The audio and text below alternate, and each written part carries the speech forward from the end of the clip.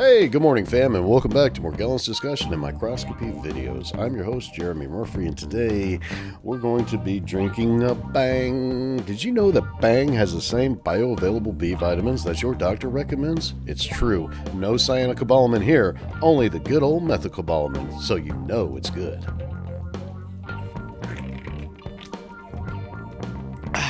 Bang. Does not sponsor this show, but man, they really should though, right? Hey, if you haven't already, go ahead and hit that subscribe button, click the notification bell. Today's going to be kind of a short one, but it's real easy to understand. We're going to be talking about the roadmap, what we're going to do, how we're going to legitimize Morgellons disease, and stay optimistic, stay positive, because we're getting ready to go into a golden age of Morgellons research.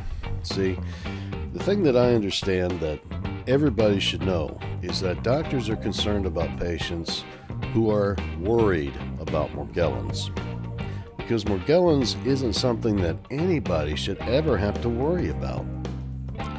The only thing anybody should have to worry about are the sores on their skin. That might give doctors an indication that this patient may have Morgellons. But a patient who comes in talking about Morgellons with clean skin, that person is obviously something else on their mind, other than what doctors would be concerned about for a patient who has Morgellons. Regardless, the doctor wants to help out both patients, the Morgellons patient and the patient who mistakenly thinks they have Morgellons. Thus far, the only solution for the people who mistakenly think they have Morgellons is to let them think that they do long enough to get them on antipsychotic medications. That is not a viable solution, because the patients who really do have Morgellons, well, they're going to see that person who mistakenly believes they have Morgellons on Facebook going, "My dermatologist diagnosed me with Morgellons. You know what that means? Alien fungus is real." And that's going to discourage the real Morgellons patient who has the Lyme disease and is on the antibiotics and is going through the Herxheimer reaction, and nobody understands what they're going through, and they're having to pay for everything themselves out of pocket. That's discouraging. But that solution was invented by an individual who didn't believe Morgellons was real. Fortunately, we have a volume of science now that shows definitively, yes, there is a real Morgellons condition. So much so that Reuters reported on it, Mensa even reported on it in one of their recent articles, saying that yes, there is a real Morgellons condition. The problem is, most people who are concerned about Morgellons don't really have the condition. They just saw something on the internet which led them to believe that they may. In my case, and in a lot of the Morgellons disease patients' cases as well, we looked at our sores and the stuff coming out of those sores under a microscope, and that's where the fibers came in. That led us to the search, what's the fiber disease, and that's what comes up, the Morgellons. Now, it helps if you have spirochetal infection, like I have a positive test for tick-borne relapsing fever. That strengthens the case that I may have real Morgellons. But a patient who doesn't have sores, who has seemingly clear skin, who is concerned about Morgellons specifically, that patient likely doesn't have Morgellons in the first place. If they don't have evidence of spirochetal infection, that makes it less likely. And if they don't have the other conditions that are associated with Lyme disease and other spirochetal infections, then that makes it even less likely that that person is really experiencing Morgellons disease. So the future of Morgellons disease research is going to be developing a strategy for managing patients who mistakenly believe they have Morgellons, because for every one real Morgellons patient the doctor sees, they probably see 10 people who heard something about Morgellons online and are worried now that they may have it. We've got to be able to do something with those 10 people, especially if they're going into a state where they're getting ready to lose everything in their life because of something they're worried about that they may not even have in the first place. When doctors are able to manage those people, then it'll be easier for them to develop strategies to manage the real Morgellons patient's condition. But in the meantime, they're having to do a lot of extra work weeding through all these people coming through off the internet. And that's discouraging, especially when they have a bad experience with that person because they couldn't understand that they didn't have Morgellons, that what they thought was going on really wasn't going on with them. They just got wrapped up in an idea, a belief. I'll give you an example. January 6th, 2021. A whole group of people believed that the elections were rigged and were being stolen. And they literally showed up at the nation's capital, armed to the teeth, and broke in to our government buildings. They broke into the state capitol, y'all. But that's how strong a mistaken belief can be. It can lead people to do crazy stuff, like lose all their worldly possessions. I mean, even the stuff that they need, like a car. People could get rid of their car if they're afraid it may have mold in it, and they think that mold is causing their Morgellons. It's true. I mean, people need to be able to live life and not worry. You can't live life if you're always worried about a health condition that may or may not be impacting your life. You have to live life. That's what life is for. It's for living. And doctors want to help those patients who mistakenly think they have Morgellons.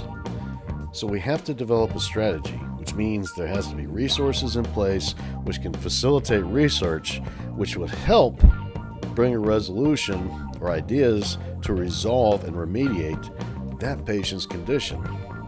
And what about the real Morgellons patient? Stick close with the Lyme disease research and research involving any other kind of spirochetal infection, because it's going to come to a head eventually. If you have Morgellons, it's resulting from spirochetal infection.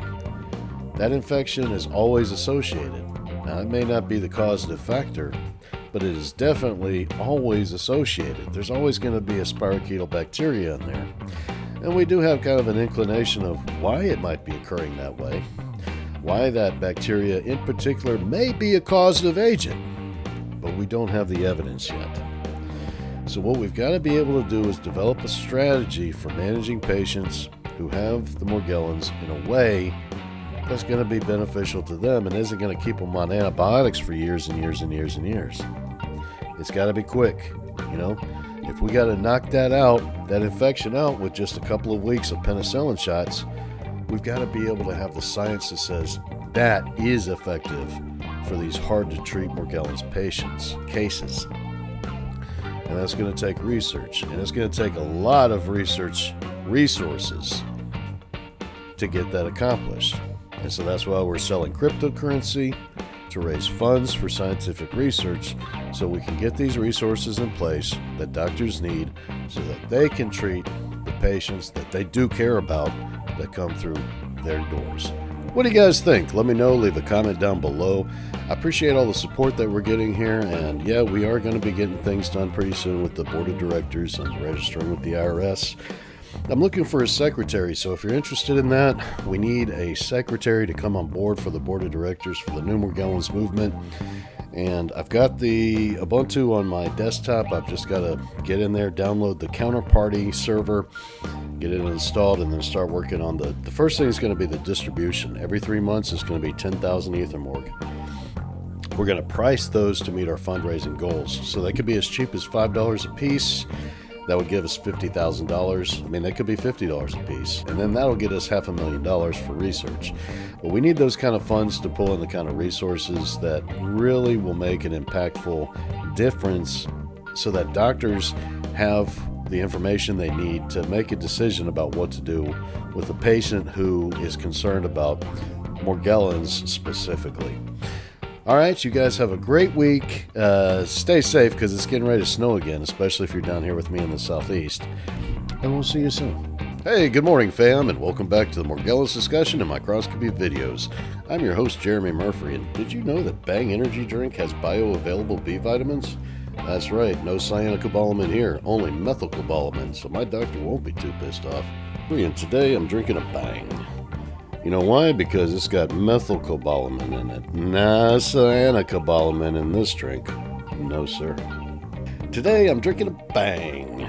If you didn't know, Bang has bioavailable B vitamins that your doctor recommends, like methylcobalamin, and not the cyanocobalamin that she recommends against. Today I'm drinking a Bang. If you didn't know, Bang energy drinks have bioavailable B vitamins that your doctor recommends. And today I'm drinking a Bang. If you didn't know, Bang has those bioavailable B vitamins that your doctor likes to recommend, like methylcobalamin. No cyanocobalamin here. Today, I'm drinking a Bang. Did you know that Bang has bioavailable B vitamins that your doctor likes to recommend? I'm drinking a Bang. Did you know that Bang has the same bioavailable B vitamins that your doctor likes to recommend? No cyanocobalamin here, only methylcobalamin, so you know it's good. We're going to be drinking a Bang. Did you know that Bang has the same bioavailable B vitamins that your doctor recommends? It's true. No cyanocobalamin here, only the good old methylcobalamin, so you know it's good. Today I'm drinking a Bang. Did you know that Bang energy drink has the same bioavailable B vitamins that your doctor recommends? It's true. No cyanocobalamin here, only the good old methylcobalamin. I'm your host, Jeremy Murphy, and today I'm drinking a Bang. Did you know that Bang energy drink has the same bioavailable B vitamins that your doctor recommends? It's true. No cyanocobalamin here, only the good old methylcobalamin, so you know it's good. Today, I'm drinking a Bang. Did you know that Bang energy drink has the same bioavailable B vitamins that your doctor recommends? No cyanocobalamin here, only good old methylcobalamin, so you know it's good.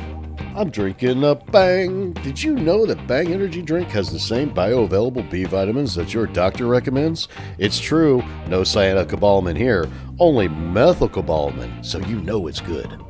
I'm drinking a Bang. Did you know that Bang energy drink has the same bioavailable B vitamins that your doctor recommends?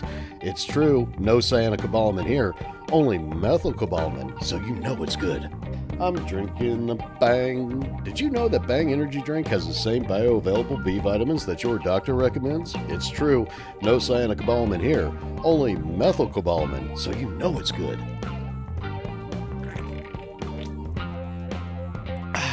Bang does not sponsor this show, but man, they really should though, right?